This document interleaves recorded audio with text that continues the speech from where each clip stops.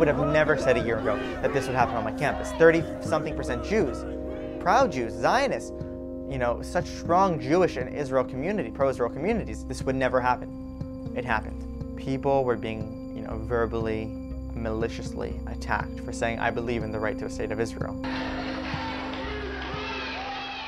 The anti-Israel sentiment has only escalated. The campus is going to become more and more polarized. Things have just gotten a lot crazier and more negative on campus. The negativity and the loudness, the abrasiveness on campus make it difficult for me to be open about supporting Israel. A lot of students feel harassed and uncomfortable in their own living situation. I don't think it's acceptable criticism of Israel when Israel becomes villainized, when Israel becomes the big bad devil. You see these pamphlets that depict Jews with hooked noses and sucking children's blood, and I think that is classic anti-Semitism.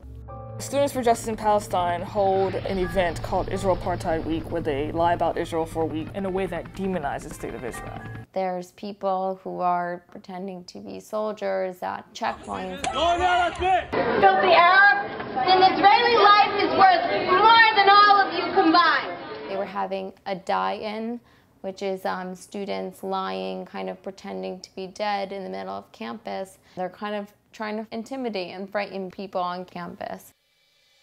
If we just look at the issues that people are focusing on, human rights issues in general, these are issues that are not even on par with the human rights violations that are happening in so many other places in the world. The vote of 20 to 12 to 1 that passes.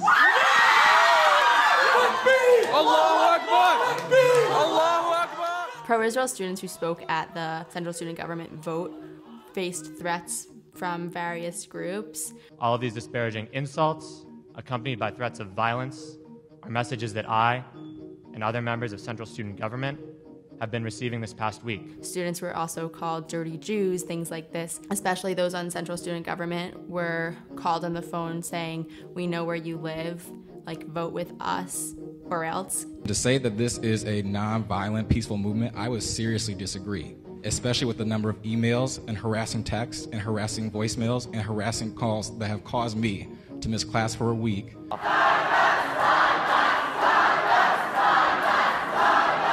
When there are times with high pressure, like during this divestment vote, students are definitely intimidated. A lot of the pro-Palestinian students were screaming and just very offensive towards the pro-Israel students who spoke at the meeting. It's a little bit scary because I kind of never know how students will react to my pro-Israel sentiment. Even openly talking with other students on campus and professors especially. So we can say this, and Hamas is a terrorist organization, sure. They also do great healthcare in kindergartens.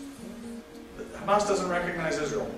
So what? You see it in Columbia, Saliba, Khalidi, Masad. They're all tenured professors, and they're all espousing their very anti-Israel and distorted views on the students. As a student, the power dynamics are there. I feel powerless in a sense and very intimidated that these figures of authority and academic knowledge are basically invalidating everything I support.